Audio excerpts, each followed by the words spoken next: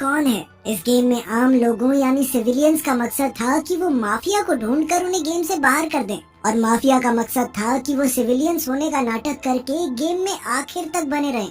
हर रोज सभी खिलाड़ी मिलकर वोट करेंगे कि वो किसे गेम से बाहर करना चाहते हैं, और इस चुने हुए आदमी को असलियत में मार दिया जाएगा, वो भी उस तरीके से जिससे वो सबसे ज्यादा डरता हो। गेम मास्टर के ड्रोन्स हर रात उस चुने गए खिलाड़ी को मौत के मुंह में ले जाएंगे। जो भी इस गेम के अंत तक जिंदा रहा उसे $1 बिलियन का इनाम मिलेगा। अगर आखिरी राउंड में एक सिविलियन और एक माफिया बचा तो माफिया अपने आप जीत जाएगा। इसके बाद हम एक बेहद एडवांस कमरा देखते हैं जिसमें सभी खिलाड़ियों को बैठाया गया था। जल्द ही ड्रोन्स ने वहां आकर सभी खिलाड़ियों की कलाइयों पर एक खास टैटू बना दिया जिसमें लिखा था कि वो सिविलियन है या माफिया। इसके बाद गेम मास्टर ने सभी खिलाड़ियों का परिचय देना शुरू किया। सबसे पहला खिलाड़ी था लूका, जो कि 85 साल का एक अरबपति बुढ़ा था। वो एडवांस दवाइयों और केमिकल्स का इस्तेमाल करके अपनी उम्र से काफी जवान दिखता था। असल में वो एक नंबर का जुआरी था और सट्टेबाजी करके ही इतना ज्यादा अमीर हुआ था, और अब वो इस गेम में अपनी जिंदगी पर सट्टा खेलने आया था। उसके पोते पोती तो घर पर बैठे बेसब्री से उसकी मौत का इंतजार कर रहे थे, मगर वो ये नहीं जानते थे कि लूका ने अपनी वसीयत में लिखा था कि अगर लूका इस गेम में मारा गया तो उसके पोते पोतियों को कोई पैसा न मिले। खैर, अगला खिलाड़ी था इलाई, जो 38 साल का एक इंजीनियर है। उसे कैंसर था और डॉक्टर्स के मुताबिक उसके पास जिंदा रहने के लिए सिर्फ 3 महीने का समय है। इसी वजह से इलाई इस गेम में आया था ताकि वो मरने से पहले अपने परिवार को ढेर सारे पैसे दे जाए। जब उसकी पत्नी को पता चला कि इलाई इस गेम में हिस्सा लेने वाला है तो उसने इलाई को रोकने की बहुत कोशिश की, क्योंकि वो चाहती थी कि इलाई अपने आखिरी दिन अपने परिवार के साथ गुजारे, मगर इलाई ने उसकी बात नहीं सुनी। इसके बाद हम 2 और खिलाड़ियों को देखते हैं जो असल में जेल से लाए गए 2 कैदी थे। उनके नाम थे बुचर और इवान। असल में इस गेम शो का सरकार के साथ खास प्रोग्राम था जिसके मुताबिक देश की किसी भी जेल का कोई भी कैदी इस गेम में हिस्सा ले सकता है। अगर वो जीत गया तो उसे पैसों की बजाय आजादी मिल जाएगी और पैसे जाएंगे सरकार को। खैर, अब गेम मास्टर ने परिचय देना बंद किया और खिलाड़ियों को अपनी पहचान बताने को कहा, मगर सभी ने कसम खाकर कहा कि वो तो सिविलियंस हैं। इसके बाद उन सबको 10 मिनट का समय दिया गया जिसमें उन्हें चुनना था कि आज किसे इस ग्रुप से निकलकर मौत के मुंह में जाना होगा। बाहर सभी खिलाड़ियों के दोस्त और परिवार वाले टीवी पर ये शो देख रहे थे और उनकी धड़कनें तेज हो गई। कॉन्स्टेंटाइन नाम के खिलाड़ी ने इस राउंड में वोट ही नहीं किया, पर मैरी नाम की कंटेस्टेंट ने किलियन का नाम दिया और पीटर ने भी उसकी हाँ में हाँ मिला दी। तभी बुचर को एहसास हुआ कि उसने मैरी और पीटर दोनों को टीवी पर देखा है। तब ये खुलासा होता है कि मैरी 24 साल की एक मशहूर बैले डांसर है और पीटर उसका सबसे बड़ा फैन। बदकिस्मती से एक दिन तेज बारिश की वजह से मैरी का खतरनाक एक्सीडेंट हो गया था और उसकी टांगें इस कदर जख्मी हो गई कि डॉक्टर ने कहा कि आज के बाद वो दोबारा कभी डांस नहीं कर पाएगी। उस दिन से बारिश और बिजली मैरी का सबसे बड़ा डर बन गए। खैर, एक एडवांस सर्जरी के जरिए उसे नकली टांगे मिल सकती हैं, जो बहुत बढ़िया होंगी और उनकी मदद से वो दोबारा डांस भी कर पाएगी, लेकिन उसके लिए चाहिए बहुत सारा पैसा, और इसीलिए मैरी इस गेम में आई थी। असल में पीटर भी इस गेम में मैरी की मदद करने ही आया था।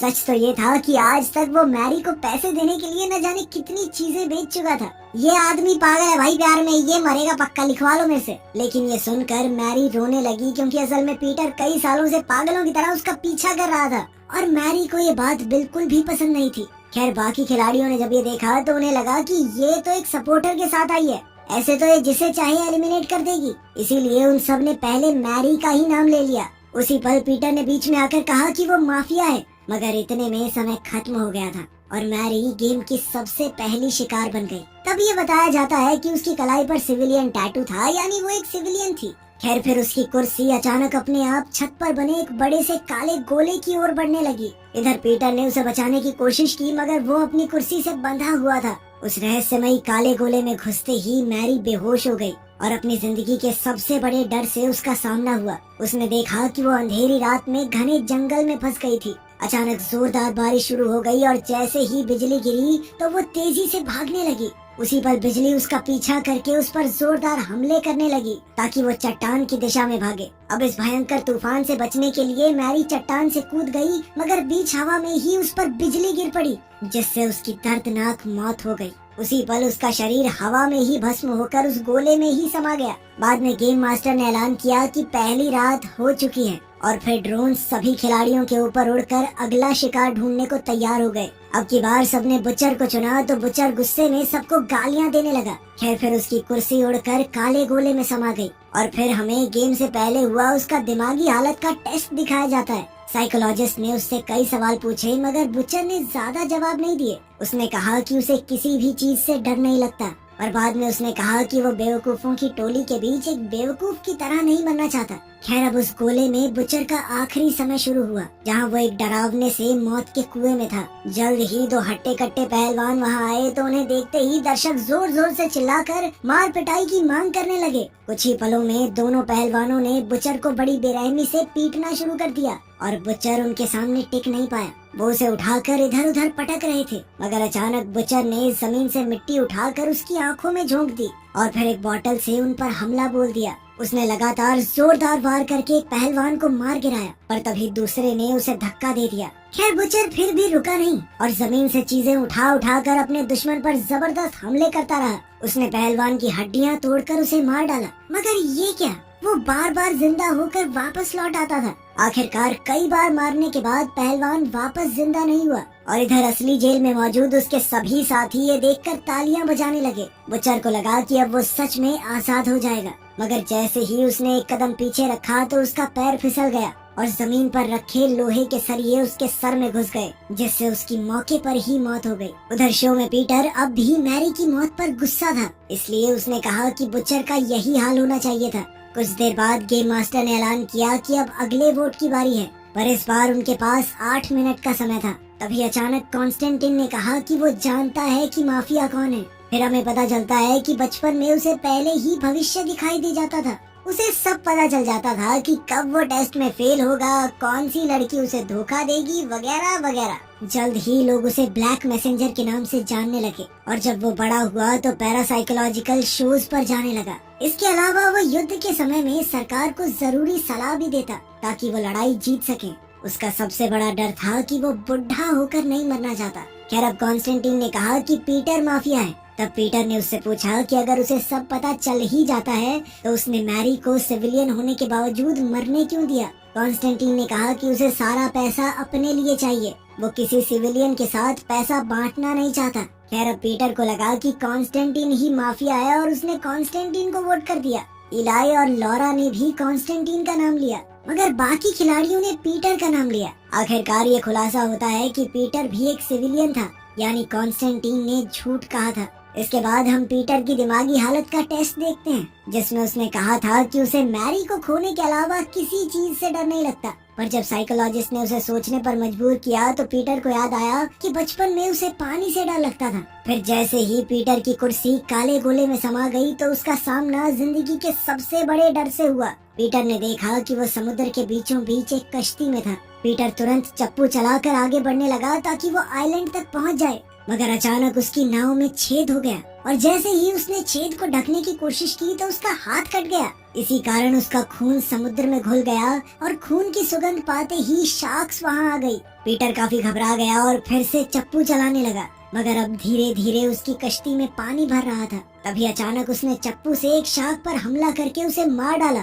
जल्द ही बाकी शार्क्स उस मरी हुई शार्क को खाने में लग गई और इसी मौके का फायदा उठाकर पीटर पानी में कूदकर आइलैंड की ओर तैरने लगा मगर अचानक उसने देखा कि आइलैंड अपनी जगह से गायब हो गया था और जल्द ही शार्क्स वहां आकर उसे खा गई। जब पीटर मरने वाला था तो उसे लगा कि मैरी की आत्मा उसे लेने आई है और उसने मुस्कुराते हुए अपनी आखिरी सांसें ली। इधर गेम में रात होने से पहले खिलाड़ियों को एक और खिलाड़ी का नाम चुनने का मौका मिला मगर अब की बार उनके पास 6 मिनट थे। तब हम वॉल्टर नाम के खिलाड़ी को देखते हैं जो कि 45 साल का मिलिट्री ऑफिसर था। उसने आज तक अपने देश के लिए कई युद्ध लड़े थे पर अपनी जिंदगी में इतना मुश्किल वक्त देखने के बाद अब वो गहरे सदमे में था। वो इस गेम में इसलिए आया था ताकि उसकी किस्मत ये फैसला करे कि उसे जिंदा रहना चाहिए या नहीं। असल में युद्ध के दौरान वॉल्टर से एक बहुत बड़ी गलती हो गई थी जिस वजह से कई जवान सिपाही मारे गए थे। वॉल्टर ने दरअसल इवान नाम के खिलाड़ी का केस टीवी पर देखा था, इसलिए उसने इवान पर बच्चों का कातिल होने का इल्जाम लगाया। तब हमें इवान का परिचय दिया जाता है। इवान बस एक आम स्टूडेंट हुआ करता था जो एक रात अपने दोस्तों के साथ बाहर जाकर शराब पी रहा था। उसकी गाड़ी की रफ्तार बहुत ज्यादा तेज थी और अचानक उनका जोरदार एक्सीडेंट हो गया जिसमें उसके दो दोस्तों की मौत हो गई। इवान और जो लड़का गाड़ी चला रहा था वो दोनों जैसे तैसे इस एक्सीडेंट में बच गए। असल में सड़क पर मौजूद एक औरत ने उनकी जान बचाई थी, मगर बाद में केस के दौरान दूसरे लड़के के माँ बाप ने अपने बेटे को बचाने के लिए इवान पर इल्जाम लगाया कि वो गाड़ी चला रहा था, जिसके बाद उसे जेल भेज दिया गया। अब उसकी जिंदगी का सबसे बड़ा डर ये था कि कहीं वो जेल में ही मर ना जाए। खैर फिर इवान ने सबसे कहा कि वो बेकसूर है और उसे बिना बात फंसाया गया है। फिर उसने लॉरा से कहा कि उसने लॉरा को कहीं देखा है, मगर लॉरा ने कहा कि वो एक दूसरे को नहीं जानते। इसके बाद लॉरा ने वॉल्टर पर माफिया होने का आरोप लगाया तो वॉल्टर ने वापस उसे माफिया कहा। जल्द ही दोनों में बहसबाजी शुरू हो गई, मगर अंत में वॉल्टर ने लॉरा के नाम का वोट डाल दिया और फिर लॉरा ने अपना वोट वॉल्टर को दिया। जल्द ही लूका, इवान और इलाई ने भी वॉल्टर का नाम लिया तो वॉल्टर गुस्से में चिल्लाने लगा। अंत में कॉन्स्टेंटीन ने भी वॉल्टर का नाम लिया। तो अब बाकी किसी के वोट करने से कोई फर्क ही नहीं पड़ेगा, क्योंकि बहुमत ने वॉल्टर को चुन लिया था। तब जाकर ये खुलासा होता है कि वॉल्टर भी एक सिविलियन ही था, यानी दोनों माफिया मेंबर अब भी गेम में ही थे। जैसे ही वॉल्टर की कुर्सी काले गोले में समाई तो वो उसी जगह पहुंच गया जहां उसने अपनी जिंदगी की सबसे बड़ी गलती की थी। उसने अपने आदमियों को दुश्मन के हमले से सावधान करने की कोशिश की, लेकिन तब तक बहुत देर हो चुकी थी। जल्द ही दुश्मनों ने उसकी टीम को चारों ओर से घेर लिया और वॉल्टर के फौजी कीड़े मकोड़ों की तरह मरने लगे। कुछ ही पलों में वॉल्टर का ये सपना और भी डरावना हो गया जब उसके सामने मौजूद दीवारें गायब हो गई और सामने से और दुश्मन उन पर हमला करने आ गए। वो बड़ी बेरहमी से वॉल्टर के फौजियों को चुन चुन कर मार रहे थे।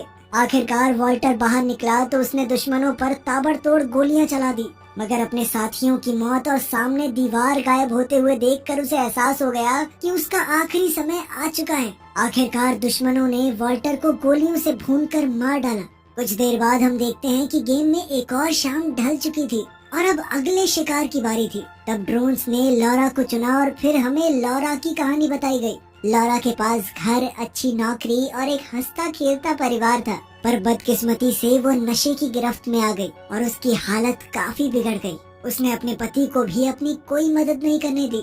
फिर जल्द ही उसके बेटे की मौत हो गई और उसका पति उसे अकेला छोड़कर चला गया। अब वो बिल्कुल अकेली रह गई थी। फिर उसने कहा कि उसे सबसे ज्यादा डर ऊंचाई से लगता है। लॉरा ने बताया कि उसने पूरे 8 साल तक घर से बाहर कदम नहीं रखा, पर एक रात जब वो सड़क किनारे थी तो उसके सामने एक घिनौना एक्सीडेंट हुआ। तब ये खुलासा होता है कि लॉरा ने ही इवान और उसके साथी की जान बचाई थी। साथ ही उस लड़के के माँ बाप ने लॉरा को कोर्ट में झूठी गवाही देने पर मजबूर किया था। ये सुनकर इवान के होश उड़ गए, मगर फिर भी उसने लॉरा को माफ कर दिया, क्योंकि अब सच सबके सामने आ गया था कि वो बेकसूर है। आखिरकार गेम में ऐलान हुआ कि लॉरा भी एक सिविलियन थी। जब उसकी कुर्सी काले गोले की तरफ जा रही थी तो लॉरा ने इवान से कहा कि वो उसकी जीत की कामना करेगी। आखिरकार उस गोले में लॉरा ने देखा कि वो एक प्लेन पर थी, जो कि एक डरावने काले बादल की ओर बढ़ रहा था। जल्द ही इस अंधेरे बादल ने प्लेन पर हमला कर दिया, जिससे प्लेन को काफी भारी नुकसान हुआ। प्लेन के कई पुर्जे टूट गए और छत गिरने लगी। एक एयर होस्टेस उसकी सीट बेल्ट ठीक करने आई, मगर अचानक अंधेरा उसे भी निकल गया। धीरे धीरे प्लेन के सभी हिस्से टूटकर गिरने लगे और आखिरकार लॉरा भी मौत के मुंह में गिर गई। इसके बाद खिलाड़ियों को अगला इंसान चुनने के लिए 4 मिनट का समय दिया गया। कॉन्स्टेंटीन ने तुरंत इवान का नाम लिया, जिससे वहाँ बहस शुरू हो गई और इसी दौरान इलाई को एहसास हुआ कि शायद कीरन और केट एक दूसरे को जानते थे। कीरन ने कहा कि कॉन्स्टेंटीन माफिया है, पर इवान ने इलाई का नाम लिया। इस वक्त सभी खिलाड़ियों के बीच मतभेद हो रहे थे। कॉन्स्टेंटीन, इलाई और लूका ने इवान का नाम लिया, जबकि केट और कीरन ने कॉन्स्टेंटीन का नाम लिया और इवान ने इलाई को वोट दिया। अब रूल्स के मुताबिक चुने गए खिलाड़ी को सबसे ज्यादा वोट्स मिलने चाहिए, इसलिए ये ऐलान हुआ कि एक बार फिर से वोटिंग होगी। इस बार लूका ने अपना वोट बदलकर कॉन्स्टेंटीन को दे दिया और बाकी चारों ने पहले की तरह ही वोट किया। उसी समय कॉन्स्टेंटीन ने अपने आप को वोट देकर सबको हैरान कर दिया। शो में ये पहली बार हुआ था कि किसी ने अपने आप को वोट दिया था। आखिरकार ये खुलासा हुआ कि कॉन्स्टेंटीन ही माफिया था। इसके बाद जब वो काले गोले में पहुंचा तो उसने देखा कि वो सीढ़ियों से नीचे जा रहा था। फिर अचानक एक आदमी उससे टकरा गया और उसे दादाजी कहकर पुकारा। ये शब्द सुनते ही कॉन्स्टेंटीन गुस्से से भर गया, मगर जल्द ही वो जोर से खांसने लगा। और तभी उसके सामने कई शीशे आ गए जिनमें उसने देखा कि वो तेजी से बूढ़ा हो रहा है। अब उसके लिए सीढ़ियाँ उतरना बेहद मुश्किल हो रहा था। मगर जैसे ही वो अपने आखिरी समय तक पहुंचा तो अचानक कॉन्स्टेंटीन जोर जोर से हंसने लगा। उसने कहा कि मैंने चीटिंग की है। सच तो ये था कि उसे बुढ़ापे से मरने से बिल्कुल डर नहीं लगता था, बल्कि ये तो उसके मुताबिक सबसे खूबसूरत मौत थी। खैर आखिरकार एक और शाम ढली और अब ड्रोन्स ने अगले खिलाड़ी को चुना। उन्होंने इवान को चुना, पर फिर ये पता चला कि वो भी एक सिविलियन था। उसे जाते देख केट की आंखों में आंसू आ गए, मगर इवान ने कहा कि उसे मरने का कोई गम नहीं है, क्योंकि अब ये साबित हो चुका है कि वो बेगुनाह है। जाने से पहले उसने अपनी माँ से कहा कि वो उनसे बेहद प्यार करता है, और फिर उसने एक अच्छा बेटा ना बन पाने के लिए उनसे माफी मांगी। अंत में काले गोले में पहुंचकर उसने देखा कि वो एक जेल में था, जहां गार्ड्स उसे सजाए मौत के लिए ले जा रहे थे। तब इवान ने अपने मन में सोचा कि वो अपनी माँ के साथ एक बीच पर है, लेकिन तभी अचानक गार्ड्स ने उसे गोलियों से भूनकर मार डाला। अब इस खेल में सिर्फ 4 लोग बाकी थे, जिनमें से एक माफिया था। इस बार उनके पास वोट करने के लिए सिर्फ 2 मिनट का समय था, और जल्द ही इसे लेकर उनमें बहस छिड़ गई। इलाई ने कहा कि कीरान और केट बॉयफ्रेंड गर्लफ्रेंड हैं, और तब हम कीरान की कहानी देखते हैं। कीरान एक जवान लड़का था जो अपने दोस्त के डेयर देने पर इस गेम का हिस्सा बना था। फिर गेम शुरू होने से एक दिन पहले उसकी मुलाकात केट से हुई, और केट को उससे मिलकर न जाने क्यों इतना अच्छा लगा कि उसने अपनी जिंदगी के सारे राज कीरान के सामने रख दिए। उसने कहा कि उसे ऊंचाई, रेगिस्तान और सपनों से बेहद डर लगता है। फिर उसने बताया कि वो एक अनाथालय में पली बड़ी थी, इसलिए उसे लगता था कि इस दुनिया में उसकी रक्षा करने वाला कोई नहीं आएगा। खैर सच तो ये था कि केट और कीरान दोनों ही नहीं जानते थे कि वो गेम में दोबारा मिलने वाले हैं। खिलाड़ियों की बहसबाजी काफी देर तक चलती रही, और अंत में समय खत्म हो गया। अब कंप्यूटर ने अगला खिलाड़ी चुना तो केट का नाम सामने आया। अब उसकी कुर्सी खुद ब खुद काले गोले की तरफ जाने लगी, मगर उसी पल कीरान भागकर उसकी कुर्सी से लटक गया, ताकि वो दोनों एक साथ उस गोले में समा जाएं। खैर गोले में घुसते ही उन दोनों ने देखा कि वो दोनों कांच की जमीन पर खड़े थे, और उनके चारों तरफ भयानक तूफान मंडरा रहा था। उनके एक कदम आगे बढ़ाने पर कांच टूट जाता था तो अचानक कीरान केट की तरफ दौड़ा, और फिर वो दोनों मिलकर एक साथ दौड़ने लगे, और उनके पीछे कांच की जमीन तेजी से टूटने लगी। अचानक उनके पैरों तले भी जमीन टूट गई, और वो सीधा एक काले रेगिस्तान पर जा गिरे। उसी पल उन्हें एक चट्टान के ऊपर रोशनी का ट्रायंगल दिखाई दिया, तो उन्होंने इसका पीछा करने का फैसला किया। जैसे ही वो आगे बढ़ रहे थे तो उनके पीछे की चट्टानें बड़े बड़े सांपों में बदलने लगी। ये सांप उनका पीछा करने लगे तो वो दोनों बहुत तेजी से दौड़े, लेकिन फिर अचानक उनके सामने एक भयंकर मॉन्स्टर आ गया। ये असल में कीरान के डर का नतीजा था, क्योंकि अब वो केट को खोने से सबसे ज्यादा डरता था। अब कीरान ने केट को छुपने को कहा और खुद मॉन्स्टर पर पत्थर फेंककर हमला करने लगा। जैसे ही वो मॉन्स्टर रोशनी के त्रिकोण के सामने आया तो अचानक उसकी रोशनी से उसका शरीर जलने लगा। तभी कीरान की नजर मॉन्स्टर के गले में लटक रहे दूसरे त्रिकोण पर पड़ी। अब वो तेजी से दौड़कर मॉन्स्टर की टांग पर चढ़ा और उसके गले से त्रिकोण चुरा लिया। अब उसने उसी त्रिकोण की मदद से रोशनी को मॉन्स्टर की तरफ डाइवर्ट करके उसे जलाकर राख कर दिया। इसके बाद उन दोनों को एक पत्थर दिखाई दिया जिस पर चेहरे बने हुए थे, और उसकी एक आंख में त्रिकोण लगा हुआ था। अब उन्होंने मॉन्स्टर का त्रिकोण दूसरी आंख में लगा दिया, तो अचानक वो पत्थर हिलने लगा और उसके सामने एक रास्ता बन गया जो सीधा एक घर को जाता था। जब वो उस घर में पहुँचे तो केट ने देखा कि ये वही अनाथालय था जहाँ वो बड़ी हुई थी। उसने देखा कि उसकी माँ उसे एक औरत को सौंप कर जा रही थी। तब ये खुलासा होता है कि केट को ये बात जानने का भी डर था कि उसके माँ बाप आखिर उसे क्यों छोड़कर चले गए। अब कीरान ने उसे याद दिलाया कि ये सब सच नहीं है। उसके माँ बाप ने क्या किया इसमें उसकी कोई गलती नहीं थी। तभी अचानक उनके आसपास की सभी चीजें टूटने लगी, और अंत में वो दोनों गेम मास्टर के सामने खड़े थे। इसका मतलब ये था कि अब गेम में एक सिविलियन और एक माफिया बचा था। अंत में विजेता घोषित करने से पहले शो में ऐड आ गई। तब गेम मास्टर ने बताया कि कॉन्स्टेंटीन उसके लिए काम करता था, और वो कीरान और केट का इस्तेमाल करके इस गेम को खत्म करने का तरीका ढूंढ रहे थे। गेम मास्टर ने कहा कि वो दोनों अभी भी उस सपने में कैद हैं, लेकिन दर्शक अब खिलाड़ियों को मरते हुए देखकर थक चुके हैं, इसलिए उसने अब ऑडियंस को कीरान और केट का प्यार दिखाने की सोची। आखिरकार गेम मास्टर ने गेम में हिस्सा लेने के लिए उनका शुक्रिया अदा किया और उन्हें आजाद करके शो से बाहर भेज दिया। कुछ समय बाद हम देखते हैं कि इलाई अपने घर लौट आया था, और उसने अपने परिवार को बताया कि वही आखिरी माफिया था, यानी वो गेम जीत चुका था। इसके बाद वो 3 महीने की बजाय 10 महीने तक जिंदा रहा। वहीं दूसरी ओर लूक भी गेम से जिंदा बाहर आ गया, मगर उसे कोई पैसा नहीं मिला। तब उसने अपने सभी पोते पोतियों को अपनी जायदाद से बाहर कर दिया और अपनी सारी दौलत केट के अनाथ आश्रम को दान कर दी। उधर इवान की माँ को हर रोज अपने बेटे के लिए फूल मिलते थे, जिसका मतलब ये था कि उसकी मौत का गम सिर्फ वो नहीं बल्कि पूरा